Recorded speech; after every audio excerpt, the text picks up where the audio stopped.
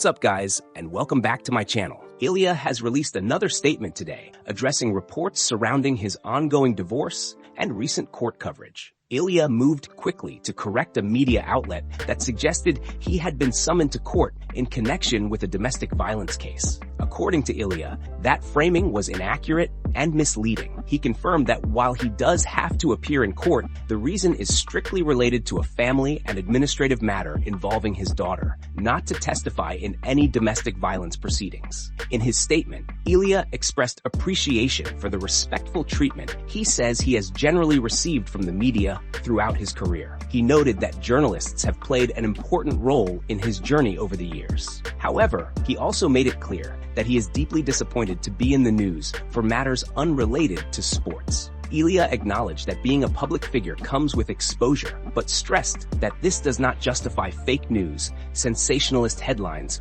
or distorted reporting created solely to generate clicks. Ilia explained that a story published yesterday carried a false headline claiming he had been summoned to testify in a domestic violence case. That headline was later changed after it was proven to be untrue. He stated clearly that he has never been summoned to testify for that reason, although he added that he would of course comply willingly if ever required. The reality, according to Ilia, is that the judicial system requires his presence in court due to a family-related administrative issue. He clarified that the summons is solely connected to his daughter's travel outside of Spain. Ilia shared that he has been unable to see his daughter for 4 months, despite making numerous attempts. He emphasized that this matter involves a minor and should be handled with care, privacy, and responsibility. Ilia stated that the spread of unverified information and the public discussion of issues involving a child cross an unacceptable line. Addressing the broader situation, Ilia revealed that the process began with a divorce petition filed by him.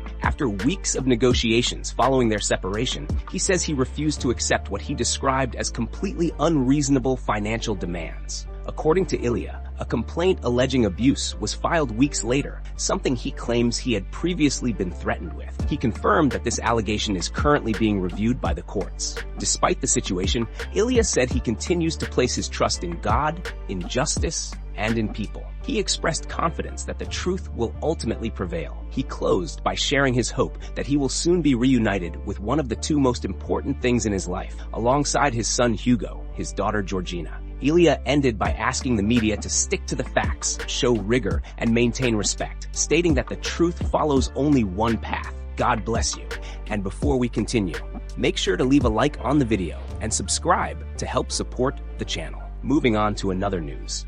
Daniel Cormier shared high praise for Cain Velasquez, saying he truly believes Cain would have gone down as the greatest heavyweight of all time if injuries had not derailed his career. Speaking honestly and emotionally, Cormier described Cain as the best overall fighter he has ever felt inside the cage or in the gym. Cormier explained that Cain Velasquez was elite at absolutely everything. From striking to wrestling to cardio and toughness, there were no weaknesses in his game. According to Cormier, if Cain had stayed healthy, there would be no debate about the heavyweight division's all-time great. He said Cain was so far ahead of everyone else that it wouldn't even be close. He recalled a moment during sparring that perfectly captured Cain's mindset. Cormier said he hit Cain hard during a session, and the next thing he knew, sparring was over because Cain returned fire just as hard. Cormier remembered being confused and telling him they were only sparring. Cain's response summed up who he was. That was all he knew. Everything he did was at full intensity, all the time. Cormier emphasized that Cain didn't know how to take things lightly. Whether it was training, sparring, or fighting,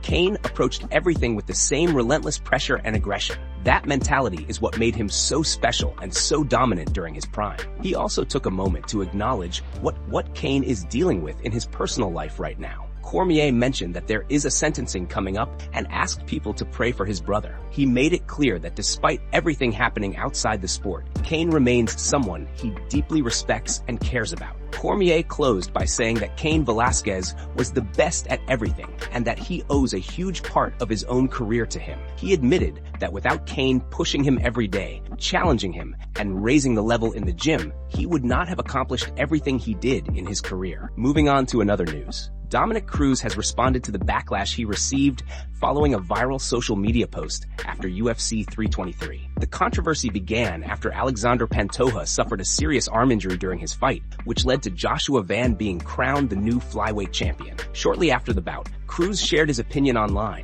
and it quickly sparked strong reactions from fans. In his post, Cruz said he wished the Pantoja versus Van fight had been allowed to continue. He argued that it should be up to the fighter to decide whether to go on after an injury like that. Cruz explained that fighters put months of work into training camp and that dislocations happen often in combat sports. According to him, fighters have popped joints back into place and continued fighting many times before. Fans pushed back immediately, pointing out that Pantoja himself acknowledged the injury right away and did not protest the stoppage. Many felt Cruz's comment ignored fighter safety and the seriousness of the situation. As the criticism grew, Cruz decided to clarify his stance while speaking on the Love and War podcast. Cruz said the reason the tweet blew up was because it sounded extreme without proper context. Watching the fight as a former fighter, he noticed Pantoja shaking his head when the stoppage happened. Cruz interpreted that reaction as frustration and disappointment. He said it looked like Pantoja was signaling that he was all right,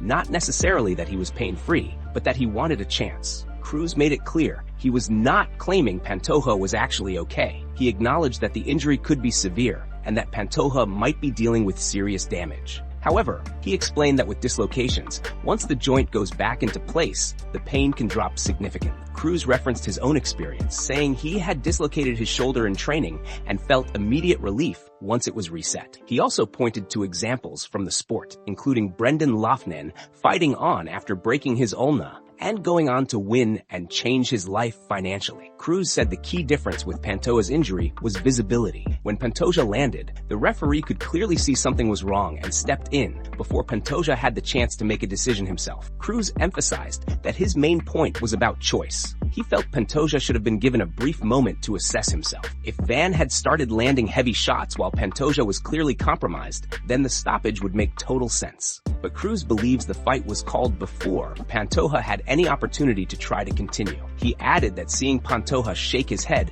likely reflected the heartbreak of a brutal training camp ending in just seconds. Cruz closed by saying that if he were in that position, he would want the chance to stand up, try to reset the joint, and see if he could keep going, even if the outcome remained uncertain. Moving on to another news. Anik has spoken out about what he believes is unfair treatment of Arman by the UFC, particularly when it comes to Arman's stalled path back to a lightweight title shot. Anik addressed the situation while speaking on a recent podcast, offering a balanced but honest take on why Arman has not yet been given another opportunity to fight for the belt. Arman's hopes of challenging for the title again were shut down after he pulled out of his scheduled UFC 311 title fight against Islam Makhachev in 2025. Reports at the time stated that Arman withdrew due to a back injury suffered during his weight cut. Since then, speculation has spread among fans. Some believe the injury occurred while filming a vlog, while others think Arman struggled to make weight and used a back issue as a reason to withdraw. None of that has been officially confirmed. Anik made it clear that, from the outside, it feels unfair that Arman has been passed over. He pointed out that Arman is widely considered one of the toughest and most complete fighters in the lightweight division. Anik referenced Arman's dominant performance against Dan Hooker, reminding listeners that this was a win over one of the division's most respected and durable competitors. Despite that, the Hooker fight no longer served as a title eliminator, and Arman was left without a clear path forward. At the same time, Anik acknowledged that only Dana White, Hunter Campbell, and a small group inside the UFC truly know what happened behind the scenes before UFC 311. He explained that the organization may have more information about the circumstances surrounding the withdrawal, whether it was related to injury, the weight cut, or something else entirely. That inside knowledge could explain why the UFC believes Arman still needs to earn his way back into contention. Anik referenced Dana White publicly stating that Arman needs to earn another shot,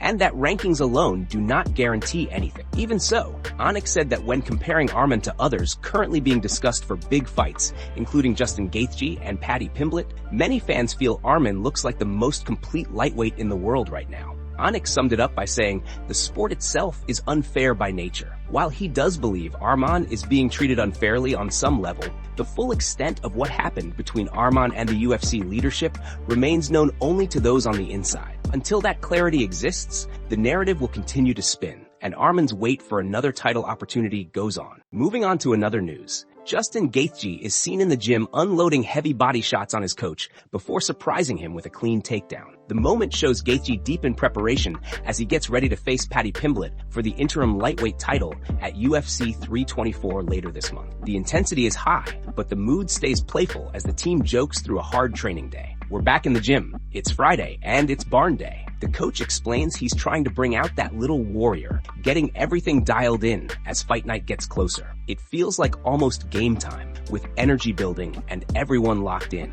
During a lighthearted basket drill, the coach admits he may have bitten off a little more than he could handle, but quickly adds that come January 24th, Gaethje will be ready. Things escalate fast when Gaethje fires to the body and suddenly changes levels. The takedown lands clean, sending his coach crashing to the mat. Laughter follows, mixed with mock outrage and groans. The coach reacts in disbelief, joking that the slam nearly killed him and claiming every vertebra in his back popped at once. Moments like this highlight Gaethje's power. Moving on to another news. Andrei Arlovski says Jack Doherty has completely disappeared after recently claiming he wanted to fight. According to Arlovski, the whole situation blew up following a physical altercation involving Jack and a few of his friends at the Jake Paul vs. Anthony Joshua event. What started as chaos quickly turned into a viral moment online. After the incident, Jack went public and claimed that Arlovski could either box his security guard or fight him along with two of his friends at the same time. The comments spread fast across social media, gaining attention for a couple of days. However, in an interview this week, Arlovski said the noise didn't last long. He explained that Jack was loud,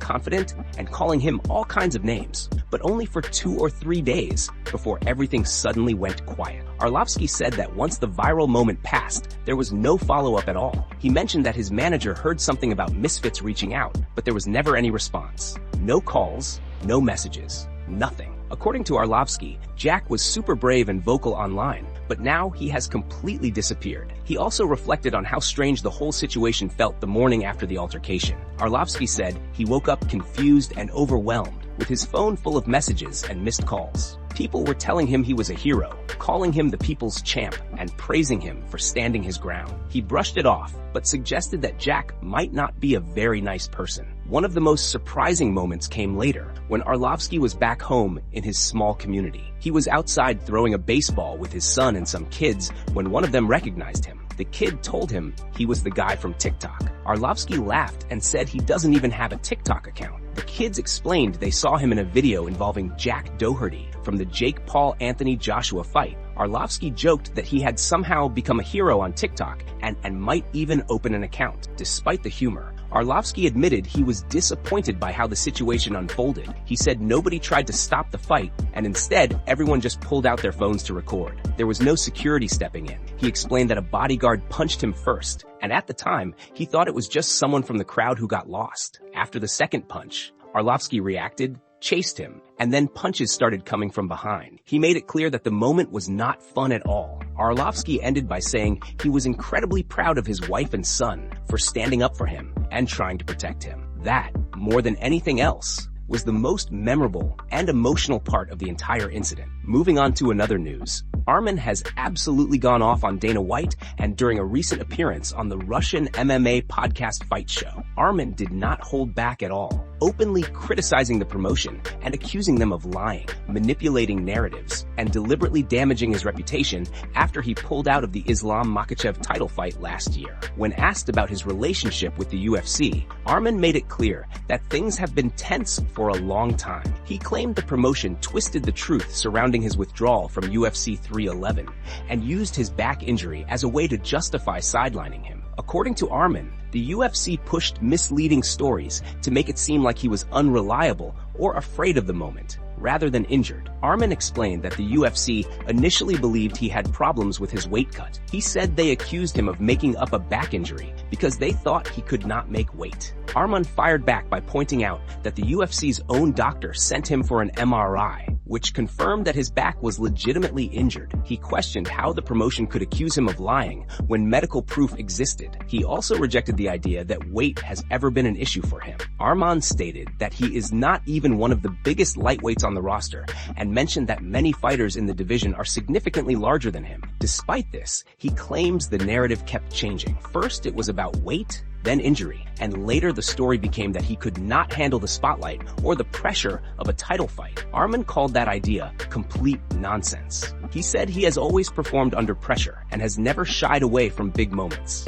According to him, the UFC simply needed an excuse to move on without him. He tied this into broader criticism of UFC politics, pointing to how the promotion prioritizes hype and marketability over merit. He referenced backlash involving other fighters and noted that Team Khabib has openly criticized the UFC for favoring flashy names instead of the most deserving athletes. Arman specifically called out the decision to give Paddy Pimblett a title opportunity. He said he should be the one fighting Paddy right now and believes everyone knows he deserves it more. Arman accused the UFC of protecting Paddy because they know he would destroy him in the cage. He went even further, revealing that even before his fight with Dan Hooker, the UFC told him that Paddy would be fighting for the belt, not him. According to Arman, he knew all along how things were going to play out. Now, he is hoping Ilia's return takes long enough that the belt is vacated, giving him a path to a title shot without sitting out an entire year.